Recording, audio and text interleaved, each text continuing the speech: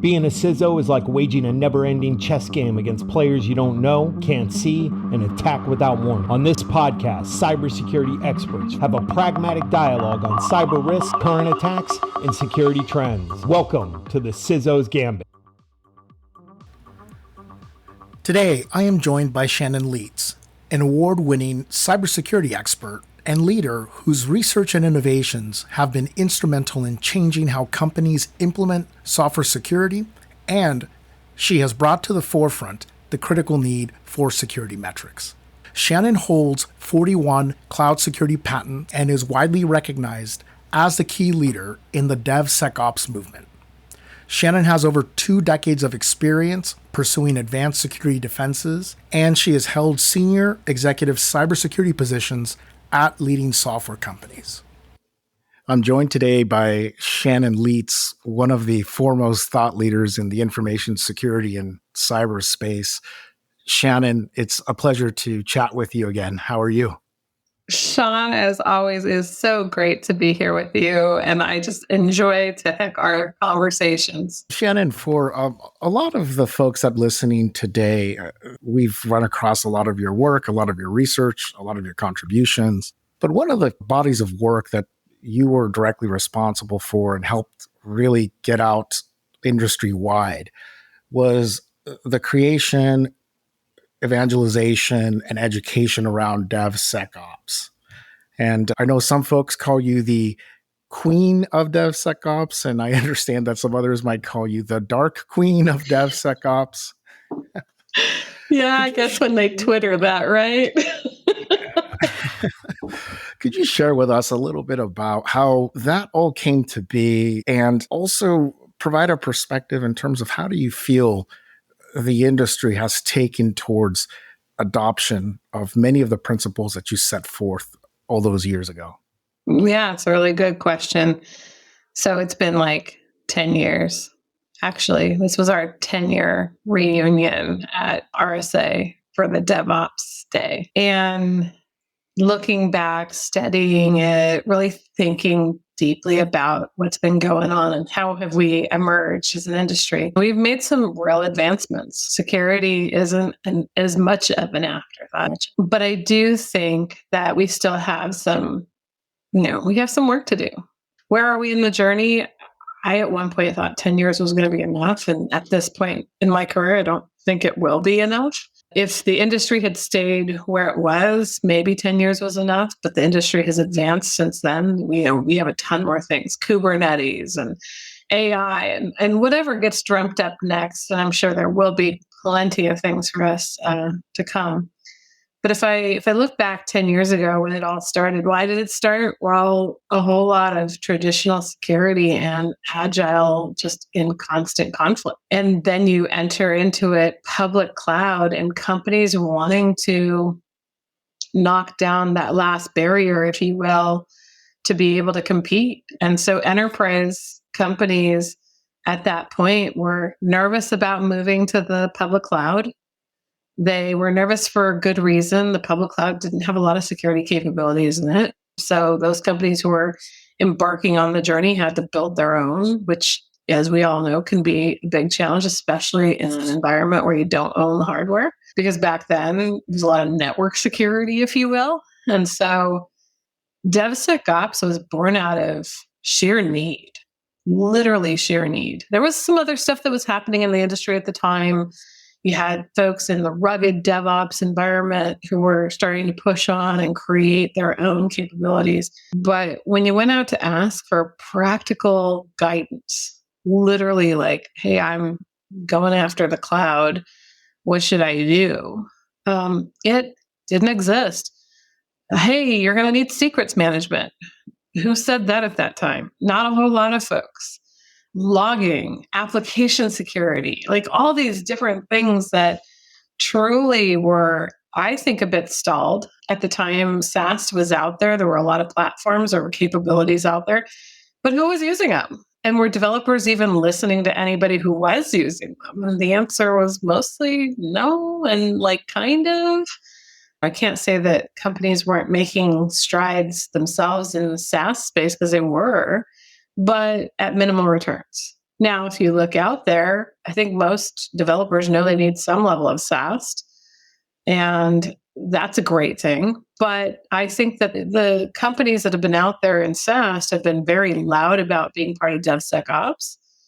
So much so that DevSecOps, its entire vision, its mission, and what we're trying to get in the industry has been a little bit pushed aside, if you will, for some of the SaaS journey. And so, yeah, the SaaS stuff is out there. Folks are using it. You got SCA out there, source code analysis for those who don't know, static code analysis for those that don't know, and static application security testing, whichever acronyms we'd like to pull forward.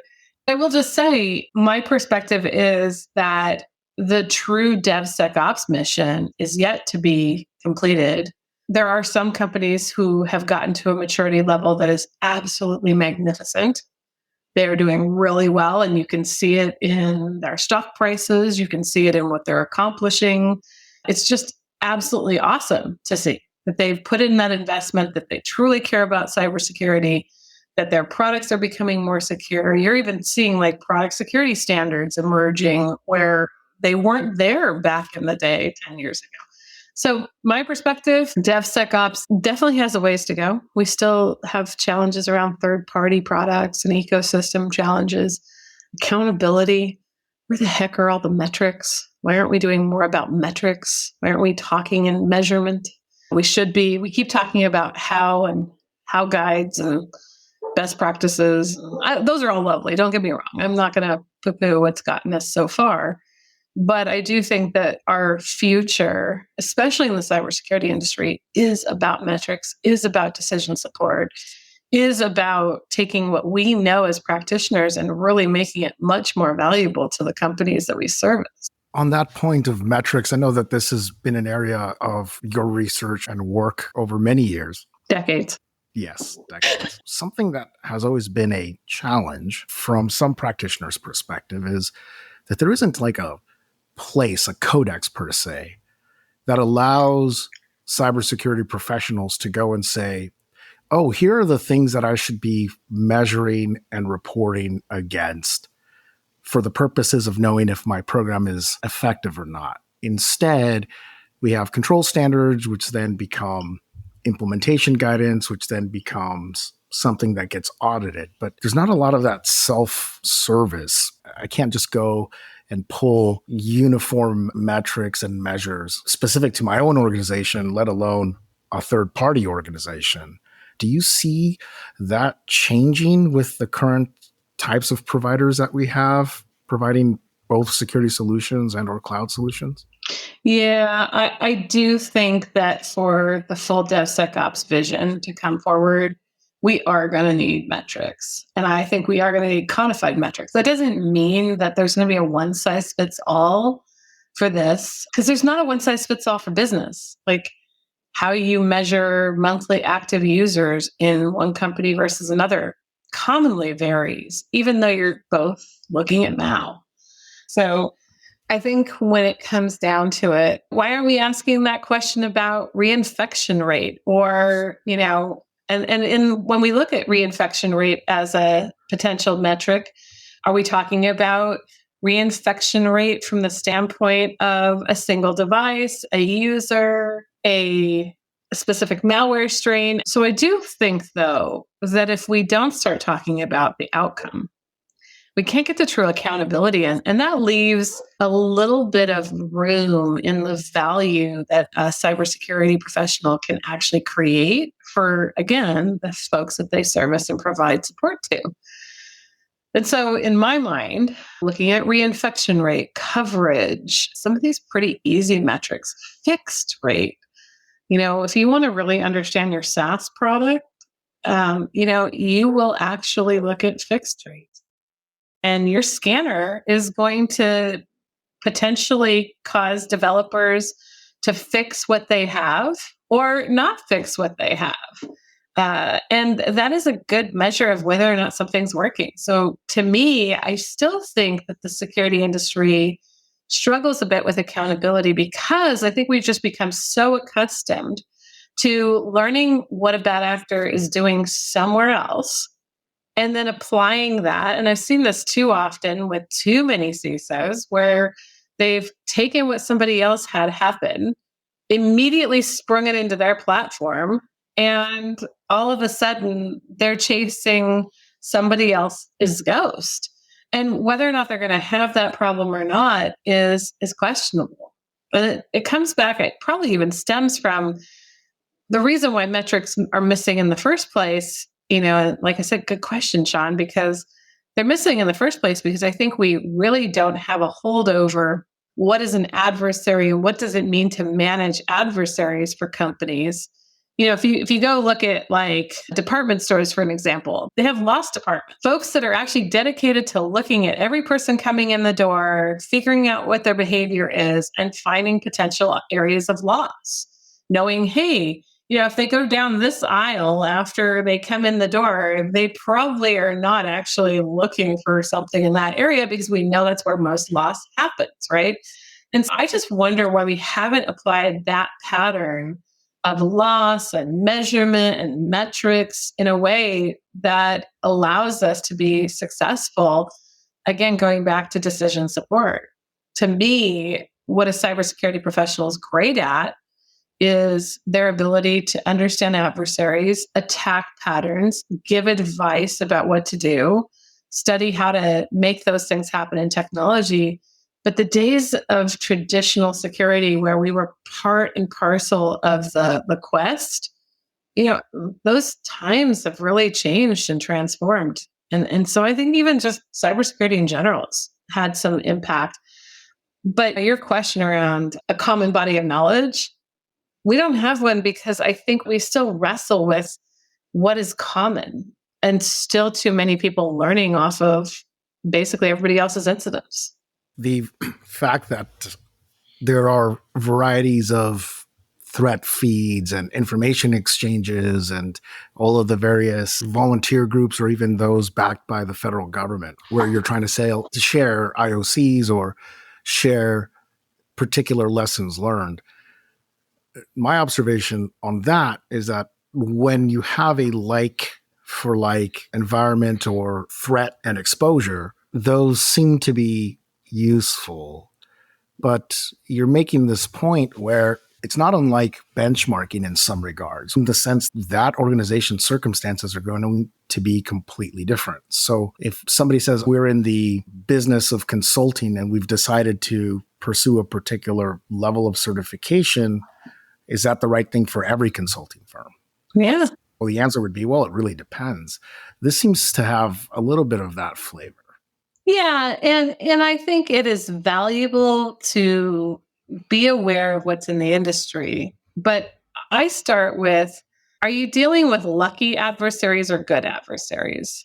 And so I think too often people think, I won't be able to figure that out. Like, I won't be able to figure out who's going to be good against me. Who are my actual, they only care about my brand. And who are my lucky adversaries where I made a mistake and did something wrong and they're going to just get me because we didn't do the right things, right? Those are two different specialties of adversaries. And I still think that the industry treats too much of the adversary scene like it is one big melting pot of adversaries. And the truth is, it's just not.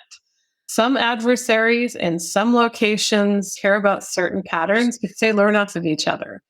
And that particular pattern may be applicable to certain brands that they know about or, stuff that they have access to. It's not uncommon for you to see that. And so the question is it really an adversary that's your adversary, meaning benchmarking is not going to help you?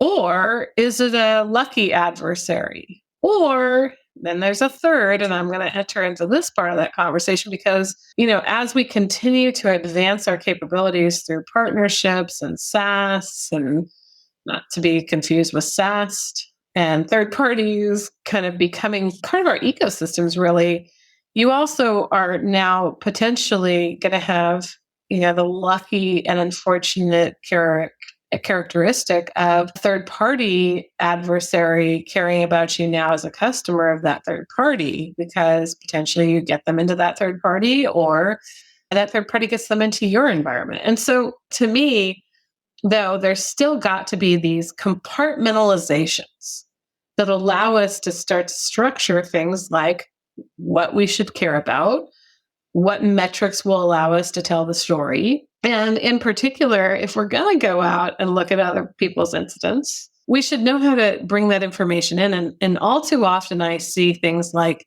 the stoplight effect, to your point about threat intel and some of those things. It's all great. Don't get me wrong. But if you don't know what you're doing with that information, then actually you're the problem and not necessarily the adversary. And I think that's where I see some opportunity. Big programs, small programs, just not understand threat intelligence, not understand incident response, not understand indicators of compromise, or even indicators of interest. And that's where I do think there's still an ability in our industry to do better. You mentioned accountability and the importance of it.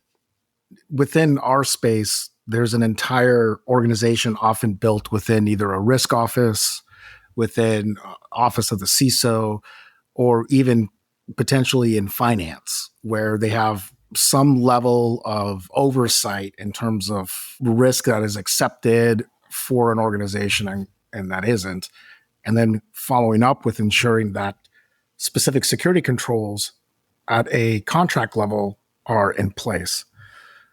One of the things that I've observed is that a lot of those functions really rely upon subjective criteria, and the responses often can be black or white. Do you have X, Y, and Z? Yes.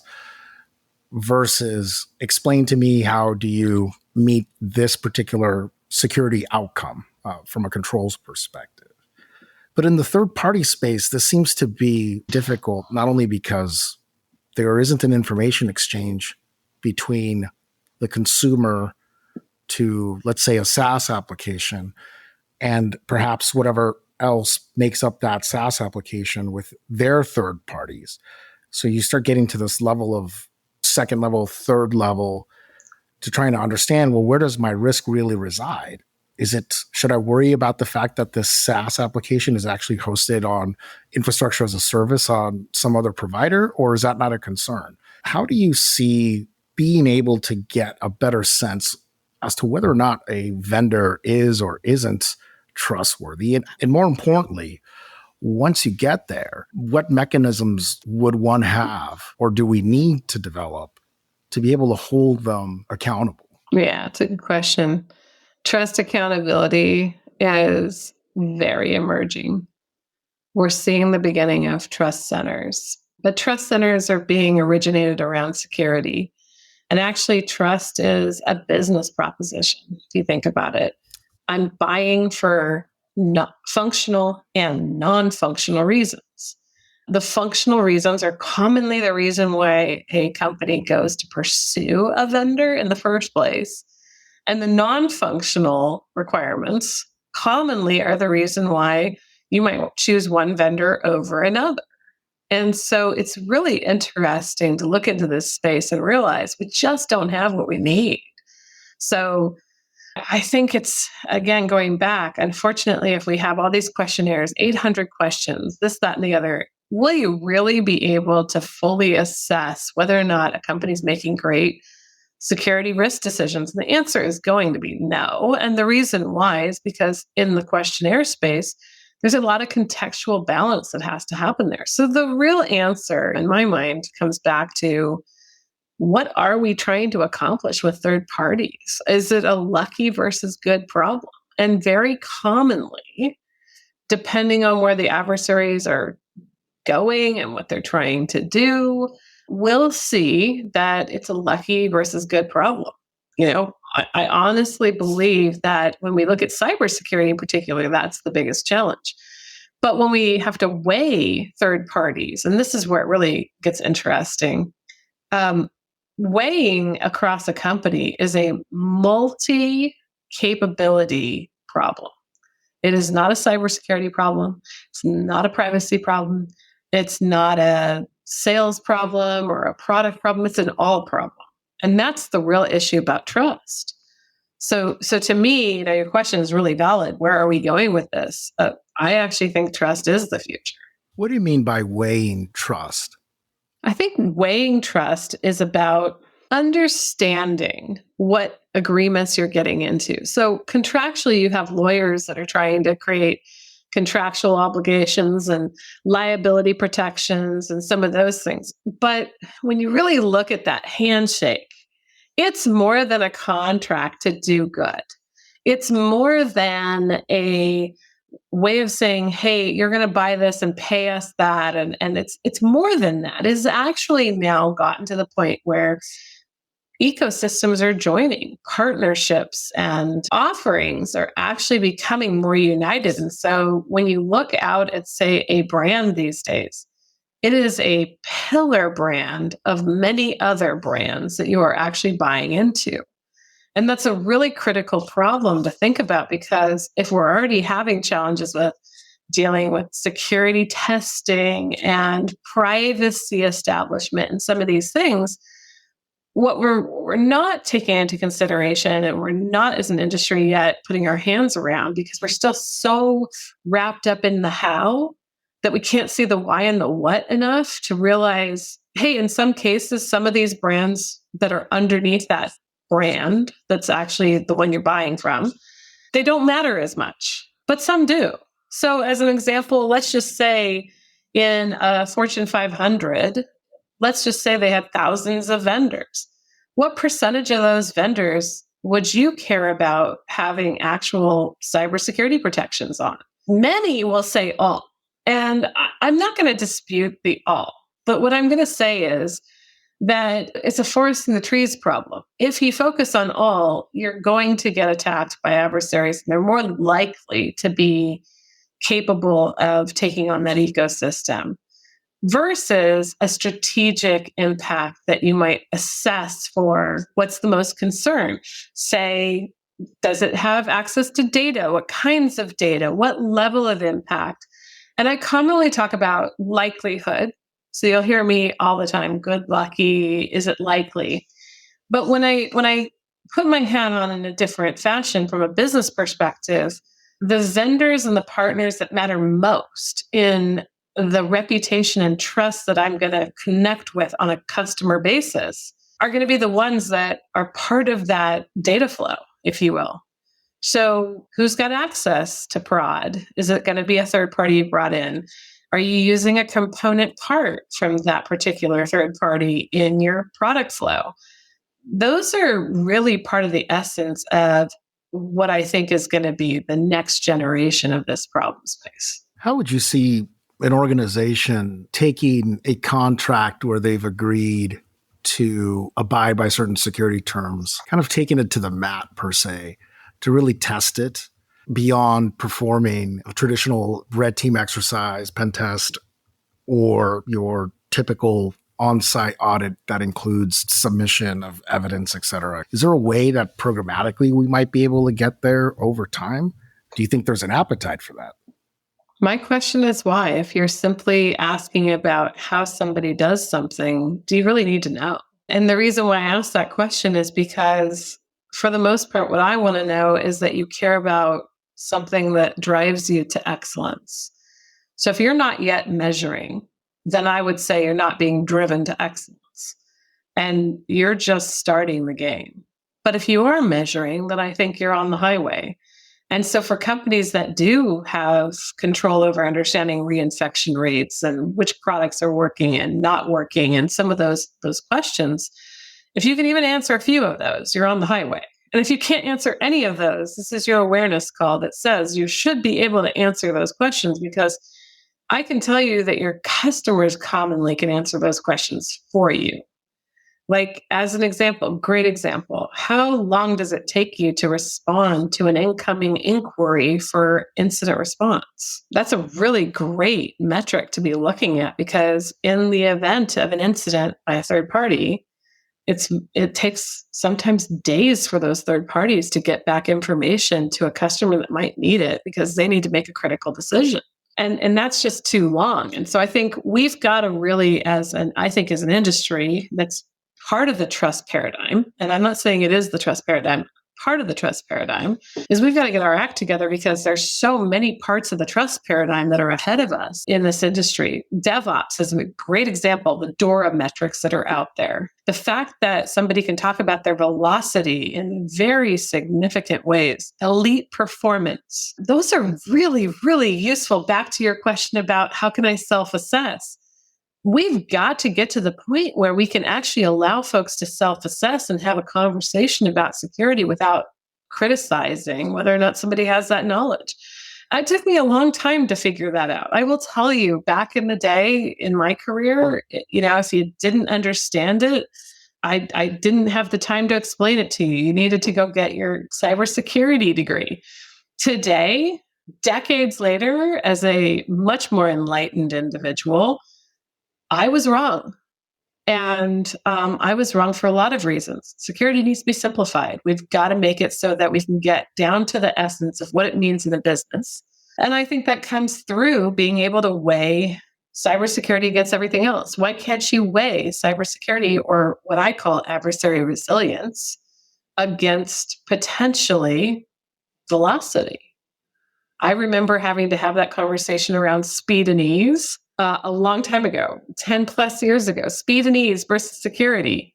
And I pulled my hair out trying to have that conversation because what are you trying to have me do? And it took a long time to build the science behind how do I answer that question. And the science, I wrote an article a little while ago about securability. And frankly, we should all be looking for that 5 nines measure, if nothing else. And I would definitely be very interested in having a debate over any metric or KPI that we could leverage as an industry. Because my first thought is, until we put something out there that can be unified, that could actually serve as a tool, like availability, velocity, right? All these like single number measures that are actually guiding lots of decisions in the industry.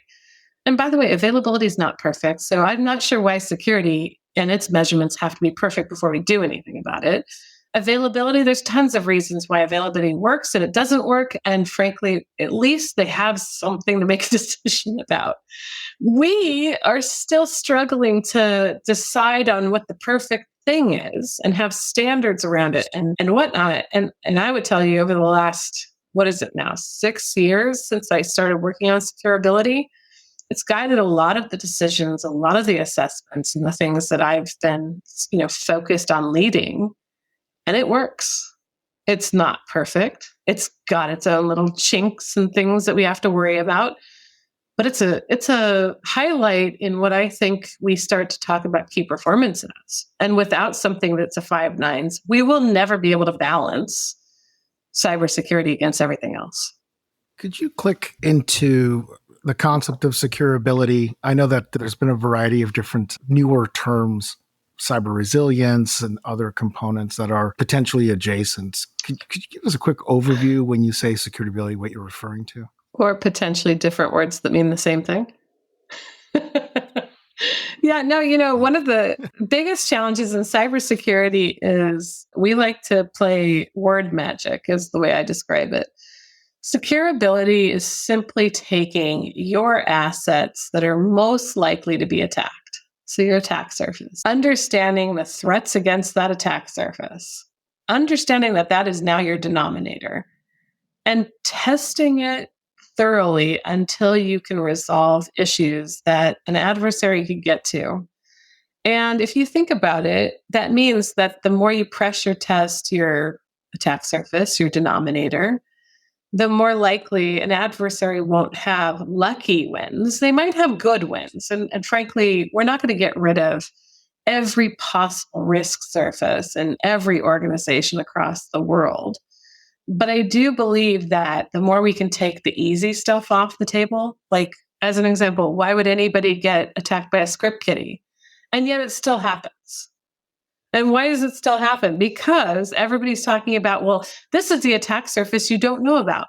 I hate to tell everyone, it's super simple. You have this thing called IP addresses. You have some percentage of those are live, right? Do you have to have a perfect count of your IP addresses? The answer is no. But you better have some understanding of which IP addresses are serving certain things and what are the threats associated with them. And frankly, you should have a running number that says, I think my securability should be around 99.6 today. And if it comes in at 99.2, maybe you're having a brown pants moment. I mean, when you look at availability, there's plenty of people in the CIO's office who are having brown pants moments when availability drops 4 points. So I just think we haven't learned from the folks that are actually out there doing technology like we are. We haven't really crossed that aisle enough. If you do what I do, which is build code at night, you cross that aisle every night and go, oh, so velocity, I should think about this. Okay. But when I go to look at what should I be doing from a cybersecurity perspective as a small business owner, as a big business owner, it is a complicated mess of acronyms and language. And frankly, if you want to change the world and you want to be better at cyber, stop using all the crazy language, simplify the heck out of it, put some measures behind it, and do the job. And guess what? We won't have a deficit in cybersecurity for skill sets either, because it'll be easier. What you said was that triggered my little rant was cyber resilience versus securability versus, and frankly, what I will tell you that I have learned about this industry over 3+ decades is we are really good at word bingo, to the point where in the middle of an event at one of the companies I worked for, somebody said, this is a high impact vulnerability. And then it's a HIV. And I was like, oh my goodness, I can just hear the blog article being written already. And it's that kind of thing where I feel like we just kind of have to grow up as an industry and do a better job. You mentioned the cybersecurity skills deficit. And I remember being in one of your talks, you were speaking at an Avanta event. This is some years ago. And you were talking about the type of professional that you like to bring onto your team. Mm-hmm. In particular, at the time, this is now probably 7 years ago, you had shared that the way that you were building your organization, you were bringing in people that were hungry and people that were passionate, but you either expected them to have development skills to some level, or they were very willing to study and learn the prerequisite development skills to be part of your team. Mm-hmm. Now, traditionally in cyber, a lot of us have come from, myself included, speeds and feeds, networking, with a handful of us coming from software development. And I know you've walked all of those worlds, both on the infrastructure side and you've walked the software dev side. Does that view still hold in terms of the workforce and what's necessary to enact some of the things that you're talking about, which is whether it's the integration component or simply how we report out on things, how we measure things? Is that still in line? Is that still your way of thinking, or has that continued to evolve as well? It's a good question. I have not evolved my practice of hiring hungry, willing, passionate people. I absolutely think that anyone can step forward and do anything if they're not discouraged by it. It's the folks that are looking to be trained or taught. Hey, I don't know. I'm not going to know until you teach me. Those folks need a different kind of help, and I'm not that. And so as a leader, what I look for in folks to work with me are folks that are hungry, who want to basically take on big challenges, who want to go deal with some of the biggest problems, I think, that are in the industry. And you know, in all frankness, I think that has been a winning strategy. Over the last couple of decades, that's been my way of actually bringing new talent into the market. We talk about as an industry, we need to work on bringing in new talent. That's all I feel like I've done over the last couple of decades is, oh, okay, so you're an author, a book author. Would you like to do cybersecurity? Do you know how to code? Well, I started learning to code. And so, yeah, I'm actually interested. Great. Here's a desk. let's work on this. And, some of these folks are the most amazing cybersecurity professionals I've ever had the pleasure to work with. I mean, I am super proud of the folks that have taken that journey and carved through the mass amount of information to be really good at what they do. Like some of the best secure coders in, I think, the world are actually folks that have started from very little. Like I can tell you several names that it would just be mind bending for you to know that they did not know cyber before I met them. And like folks that we actually know as renowned cybersecurity professionals. That's really interesting, right? Is that we have this notion in the industry that cybersecurity, it's just this like 30-year, 40-year journey. And frankly, in a couple of years, people have proven that they can do the job, but you've got to simplify, again, going back, got to simplify the language, the way in which folks are trained. It's not impossible. It's just hard work. And putting them in front of something and saying, look, you got it. I'm here to like back you up, but no one's going to read that manual except for you. Yeah, it's true, though. It's true. And I think it's always encouraging to hear that leaders like yourself are continuing to reinvest back to new generations of cybersecurity professionals, because really, when you and I were coming up back in the day, there weren't a lot of us, and the idea of mentorship usually looked like you're hanging on to your CIO or maybe like a senior director who is still trying to figure out their way through the forest. If I had waited for mentorship, Sean, it would never have happened. I honestly feel like I was always holding on to the job nobody wanted, the janitorial services, rack and stack equipment, work on hacking on the side, what's NCAT, what's like all these different things. And I think I was just fortunate enough in my career to find a few special individuals who actually wanted to see women survive in the industry enough that they actually invested. And so for me, it's a share and give back moment. How do we actually bring more women? How do we bring more diversity?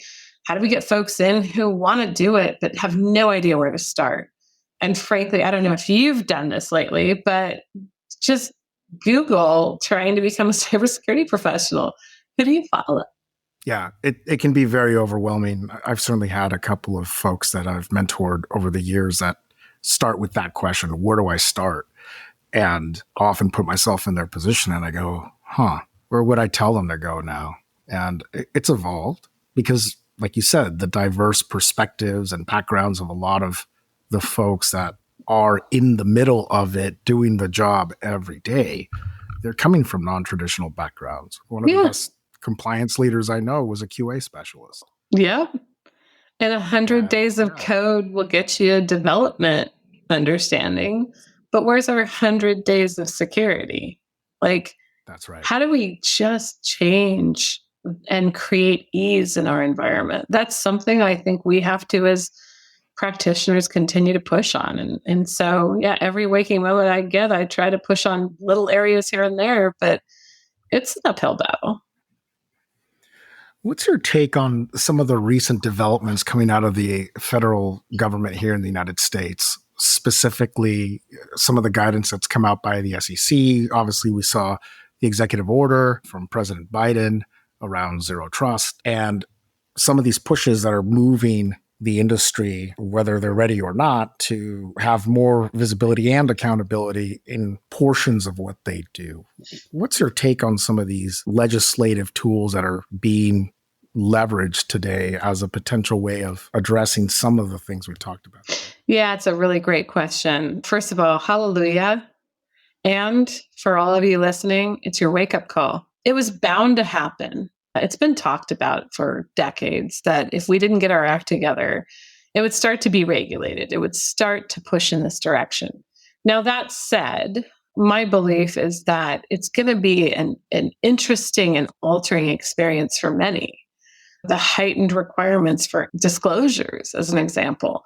I think it's great. Because I do think that we have to have a better understanding of what's happening in these companies where they're actually publicly traded. So the fact that that's come to bear is fantastic, if you ask me. At the same time, I'm not sure that some of these companies are ready to be able to post that information. So there's an opportunity in the industry for what does that look like exactly? And how do you put these programs together? I also think the other side is downside, which is, okay, so now that we're spending all of our time thinking about incidents, are we actually doing the proactive work? And so what I didn't see coming out of some of this guidance is the proactive requirements of managing the risk, of being able to forecast and do some of the things that are necessary. But it's a good cornerstone step to have. It's just, in my mind, the beginning. And so you can see that when you look at forward-leaning statements, you have to be very careful about forward-leaning things and what information you're sharing and how you're sharing. I think those are always positives because I think transparency has been limited and lacking. And frankly, it's given too much opportunity to folks that have been in these chairs, I think, for too long, to not necessarily deal with things that they have going on. I also think, Sean, one of the things that's going to be very interesting is what happens when somebody doesn't report an issue and yet the public knows about it. What is that going to look like the first time it ever occurs? Because let's be honest, some of these companies truly don't know when they're having an issue, and they get told by an external a lot more often than we think. And that's where I think the SEC just doesn't get it right, is how do you deal with that? And what does that look like? And so this notion of a 4-day disclosure process, in some cases, what have we said? Hundreds of days before somebody knew that they had an issue. And so they're saying it's a 4-day disclosure process from the time you know about it. But I've seen all kinds of shenanigans in my career, from what they call knowledge versus knowledge.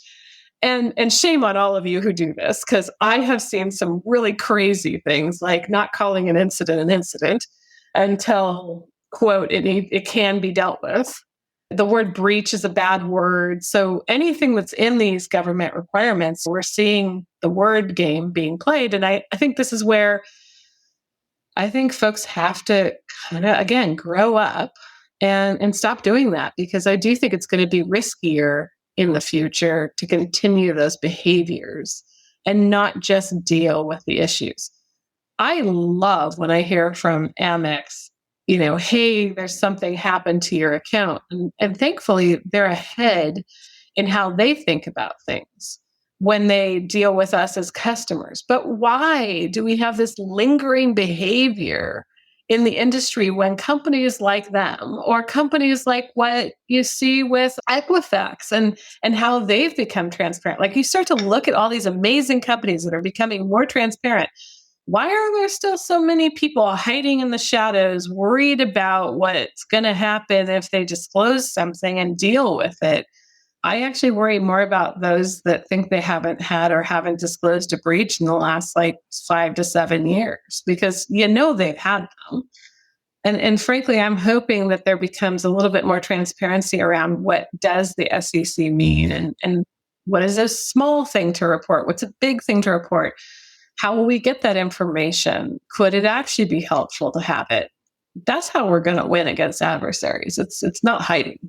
Do you feel that the incentives to be transparent and self-report are not there due to the historical nature of what happens once a breach or a major incident is disclosed, i.e. investor lawsuits, civil lawsuits? Is there a place in the future where these organizations that everybody suspects has been having issues, there's companies that we shall not name that we know their data is out there, it's been out there, as you had mentioned, and they don't get called out on it until something else happens. Do you think that there's a amnesty that would be possible for these organizations to effectively come clean and true up in terms of their cyber controls? Because I kind of see it going down this path where if you're now holding every single organization accountable in the way that you just described, the onus and the push towards that transparency might almost backfire. Yeah, that's what I'm kind of alluding to, is that I think that there's the positive side, which is, hey, if we could all live up to this, it would be amazing.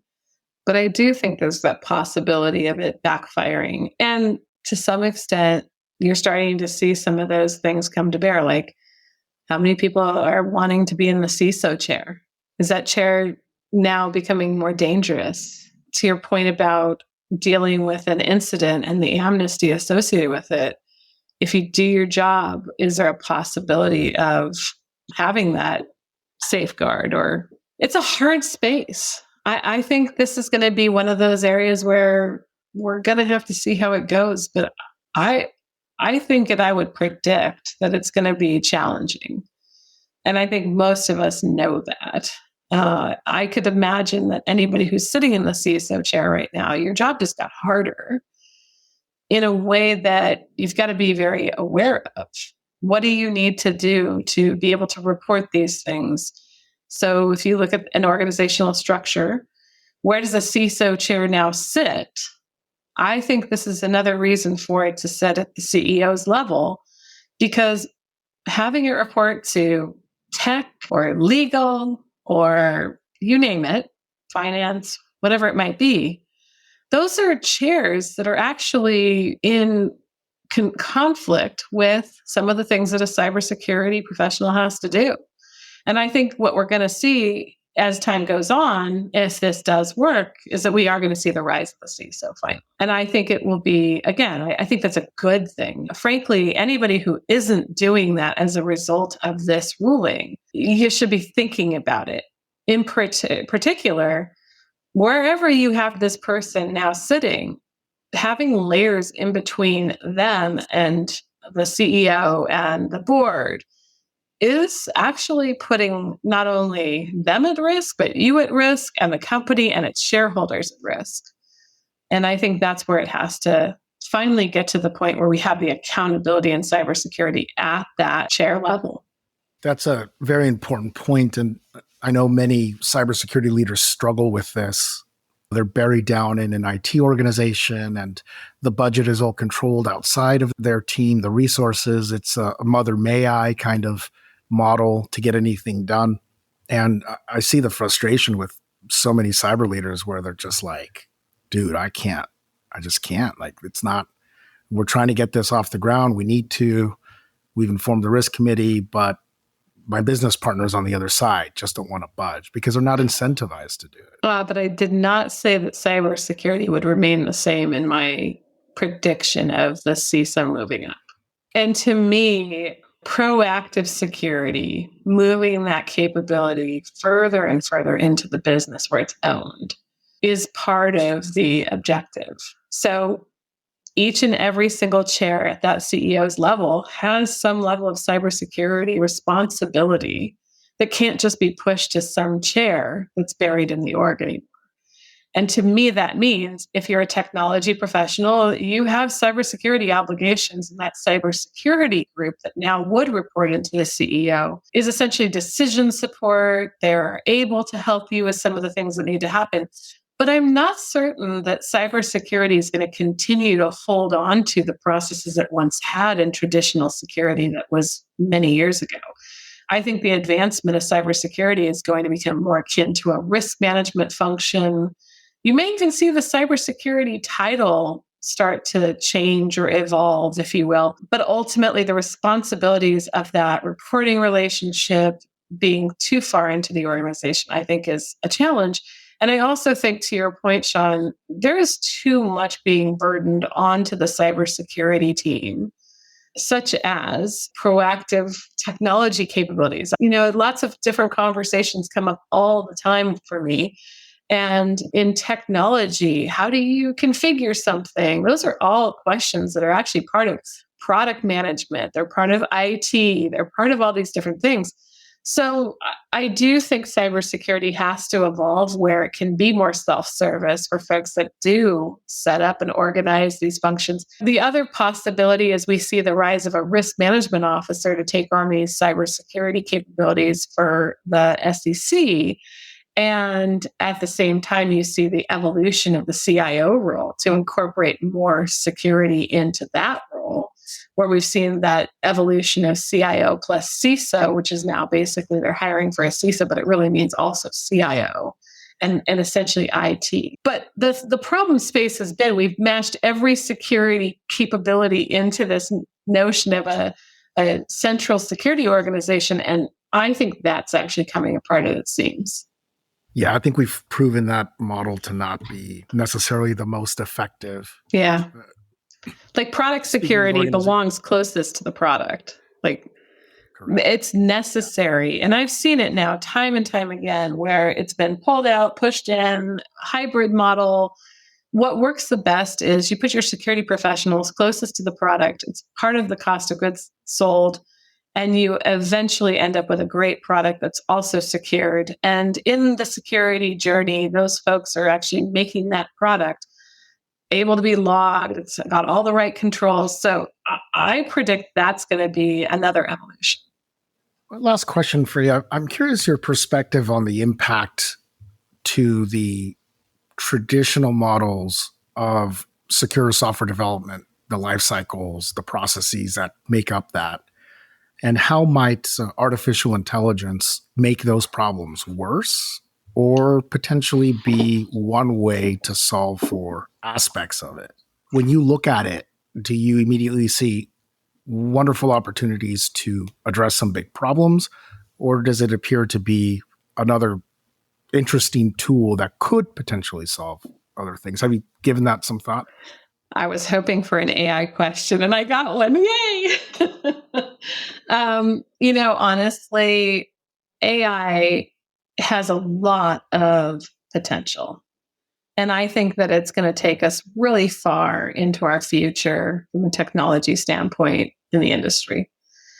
I also think it represents new attack surface, greater challenges ahead, and yet some more attack surface that maybe cybersecurity professionals haven't caught up with. Just because you've used a tool doesn't mean you know how to secure it. Just because you've used a tool doesn't mean you know how to understand its attack surface. And so I do think that there's more research necessary to make AI resilient, secure, capable. At the same time, I actually think the way you're going to solve some of those problems is actually through AI.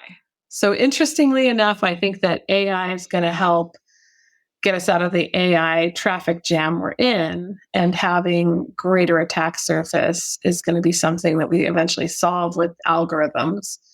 Some of the best work I've seen lately has been in large language models around, to your point, how do you deal with what's the difference between this and that, whatever it might be. And this is where I think what's really going to be fascinating is when a large language model comes back and says, hey, those words all mean the same thing. And we find out that as a security industry, we've got lots of overlap and duplication, and that we could actually be more simplified in our approach. I think that's going to happen as well. So to me, AI represents a new frontier. I'm super excited about it. I'm forward leaning on AI for sure. And at the same time, also convinced that if we don't get our act together on some of the fundamentals, it's going to have similar, if not more problems than the current tech stacks that we already have. And that going back to that you alluded to, which was that there's quite a bit of burnout in our industry in cybersecurity. I think that this is another piece of wood on the pile, if you will, or cherry on top that's going to collapse. And so I don't want anybody to walk away thinking that this is insurmountable as a technology stack. I think AI is a crucial part of our future, but it's time for us to realize that differentiation isn't doing much for us, that we actually need to unite, that we need to come together. That this notion of chasing incidents that are somebody else's problem as if they are our problem and spending all of our effort on it actually takes away from being able to build our businesses with things like artificial intelligence or machine learning or advancements that are actually going to continue to add value. And I think I'm hopeful that we see the evolution of cybersecurity to finally take on and embrace what this is going to mean. So is there a group where, to kind of put a cherry on top of this whole conversation, Is there a group in your company that's dedicated to only AI? If there is, I think you're doing it wrong. If you're separating even AI out and creating its own capability or set of capabilities, you're probably not doing it right. But if you're creating a dojo of some sort, you're trying to build skills. I love what I've seen from Walmart and some of the folks out there that are setting up labs. You can see it across some of the tech industry. They're innovating and rapidly thinking about reskilling people around prompt engineering, which, by the way, is no joke. Prompt engineering is hard and securing it is harder. And by the way, if you thought that all the other problems like DLP were a problem, wait until you start doing prompt engineering and dealing with like the security of prompt engineering and both what goes in and what comes out, because there's just not a lot of tools to help you understand what's being submitted and how do you deal with it. And so there's, honestly, Sean, I think we're never going to see the end of need when it comes to cybersecurity in the industry. But I am hoping for its evolution so that we see a proper fit in every company, and that as we see new capabilities like AI, that we embrace them properly and we don't continue this path of building something that somebody else has to care about. Shannon, thank you for coming on the show. If somebody wanted to double click into some of your research and contributions and what you're currently up to, what would be the best way for them to follow some of your work? Yeah, that's a good question. I am working on right now the Rave community. So that's going to finally get off the ground. I'm also working on Third Score, which is my company. And you'll see I'm working on what is a trust accountability platform. Very excited about that journey. I think it's going to be a long one, but I think it's going to be a good one. And I am also very much involved still in DevOps and DevSecOps. And you can always reach out to me. I'm DevSecOps on Twitter. I'm on LinkedIn and happy to have a chat, debate, continue to push on these thoughts and evolve my thinking. Shannon, thanks again. Always a pleasure. Yeah, you too. Thank you. You've been listening to the CISO's Gambit. I'm your host, Sean Cordero. Thank you for tuning in. If you enjoyed this show, please leave a comment and subscribe.